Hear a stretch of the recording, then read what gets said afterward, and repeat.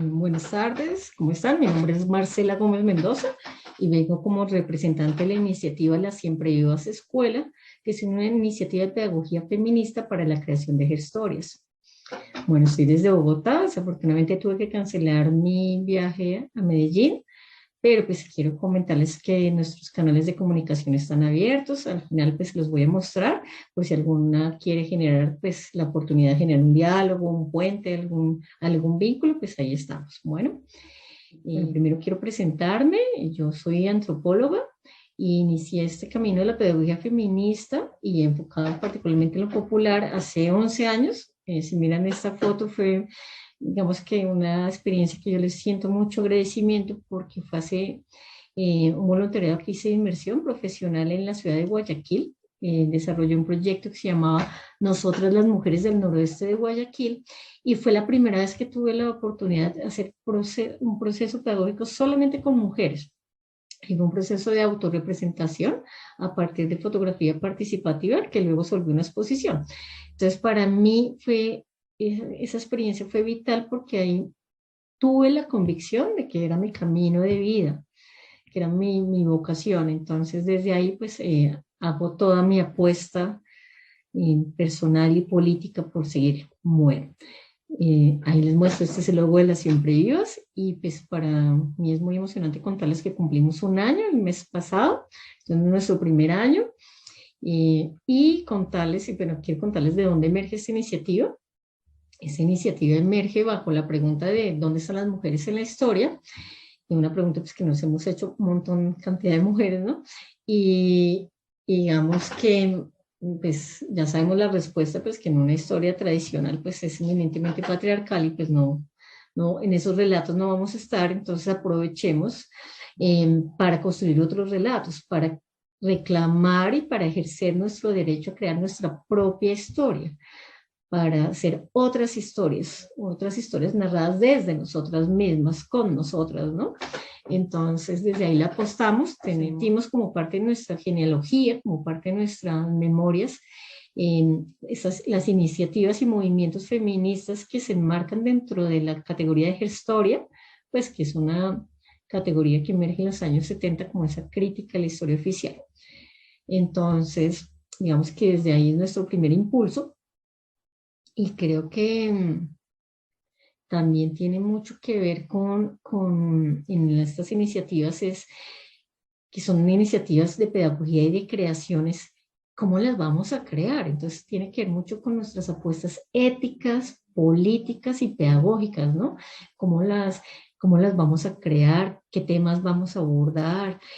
¿Para qué? ¿Para qué las hacemos, no? Entonces, todo eso son preguntas que siempre nos están atravesando, que siempre damos una respuesta y después cambiamos, pero que son como nuestro motor vital. Ahora, en nuestra primera y central apuesta es que la gestoria es una gestoria viva. ¿Y eso qué quiere decir? Es que tenemos la falsa creencia de que la historia y una falsa creencia muy colectiva de que la historia pues ya pasó, que lo pasado pisado, ¿para qué ir al pasado? ¿Para qué ir al pasado? Entonces, creemos otro tipo de historia que realmente que nos sirva para nuestra cotidianidad, para resolver cosas de la vida diaria, cosas que nos atraviesan la vida, que sea de la vida y para la vida. Entonces, ¿cómo lo hacemos? Y esa es una pregunta entonces lo que para nosotras partimos es del presente. Entonces, yo no sé si ustedes se vieron un programa que se llamaba en los 90, un programa de televisión, que se llamaba El pasado en presente. Bueno, las personas que sean veteranas seguramente lo recordarán y eran dos hombres historiadores muy ilustres ellos que narraban los hechos importantes y que que eran totalmente ajenos, nada que ver con una.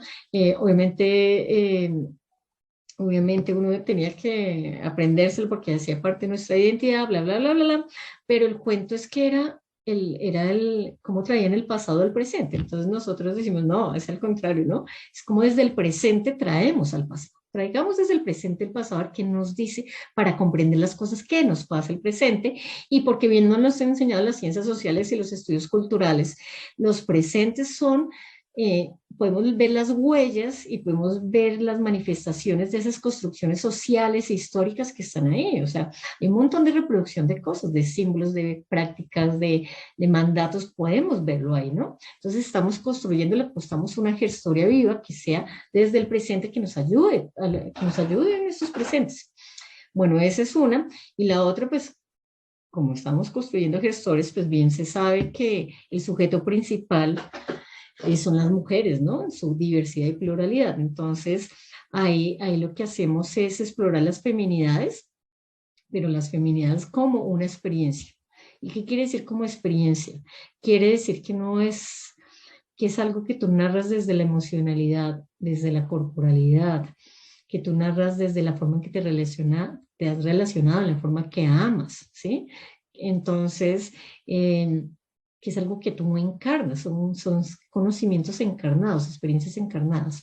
Entonces, desde ahí empezamos, son nuestros dos lugares de exploración, ¿no? Entonces, de indagación y exploración, el presente y las feminidades como experiencia. Entonces, ¿qué hacemos? Nosotros le apostamos a talleres colectivos, a una construcción colectiva, y lo que hacemos es que empezamos un ejercicio de construcción y desnaturalización de lo que se cree en la feminidad, haciendo preguntas y generando diálogos, preguntas como, ¿cuándo se dieron cuenta que eran mujer? ¿Qué les gusta? ¿Cuándo las nombran y ustedes no quieren? ¿Cuándo las felicitan y es como, qué les gusta? ¿Qué les gustaría potenciar? Bueno, ahí tenemos un montón de preguntas para explorar. ¿Y a qué llegamos? ¿Y a qué queremos llegar? Queremos llegar en términos pedagógicos a algo en lo que nosotros llamamos los activadores. Los activadores es eso que cada mujer de manera personal dice, eso es lo que yo quiero preguntar ahorita de mi experiencia de feminidad, qué es lo que me hace ruido, lo que me molesta, lo que potencia o lo que realmente me produce placer. Hay algo que quiero, que hay algo que ahorita yo siento muy profundo, que es vital. Entonces es muy bonito porque en esta pedagogía es bastante orgánica y siempre uno se sorprende, están apareciendo un montón de cosas que uno. Entonces, por ejemplo, cosas que han aparecido es, no me siento, no tengo una buena relación con mi madre, pero ¿cómo aprendo a automaternarme? Es una pregunta que se hace en un activador. Otro activador es, tengo una relación con mi corporalidad muy, muy conflictiva, pero es que siento que mi corporalidad me quiere decir un montón de cosas. ¿Cómo la leo? Cosas que han salido, por ejemplo, es, siento la intuición, pero no sé, me da miedo. Y aparte tuve unas ancestras, unas mal llamadas brujas, por allá unas tías en un pueblo, entonces no sé qué hacer.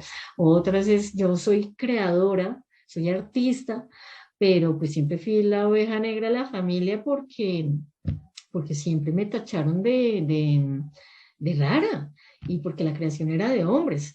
Otra vez como estoy mamada de pelear, ya no quiero más pelear sobre lo que soy yo y lo que soy porque me la paso peleando y estoy agotada, ¿qué hago? Preguntas como no sé cómo hacer, qué hacer con mi vulnerabilidad, quiero ser fuerte, pero no me siento fuerte con lo que se cree que se supone que debe ser fuerte. Bueno, así hay un montón, podría dar un montón de ejemplos. ¿Cómo, después de llegar a esa actividad, cómo lo resolvemos?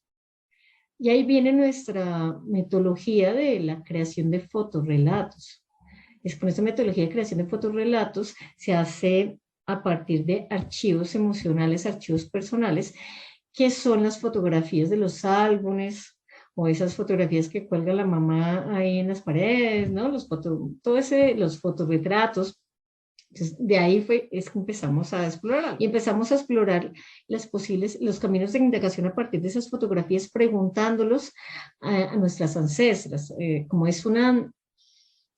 estamos mirando las huellas para rastrearlo desde algo experiencial, pues ¿de dónde llega? Pues ¿dónde empezamos a indagar? Con la mamá, con la abuela, con las bisabuelas, con las tías, con las personas que estuvieron cerca de nuestras crianzas a partir de ese objeto, de las fotografías.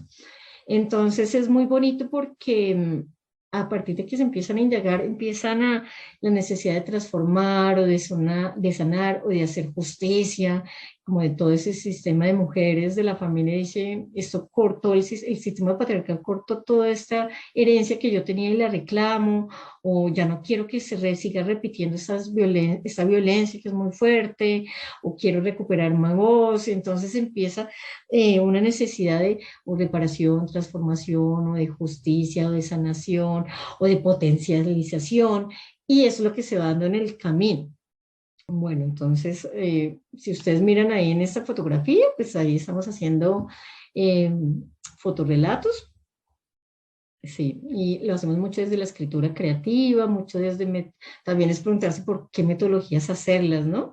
Y claramente, pues las metodologías de la historia tradicional pues son bastante positivistas, racionales, entonces, claro, empezamos a indagar en otro tipo de metodologías que no las vamos a explorar acá porque nos demoraríamos, eso es otra ponencia, pero tiene que ver cómo hacemos metodologías desde la creatividad, desde el inconsciente, desde la intuición, trabajamos metodologías desde la corporalidad, bueno, en fin.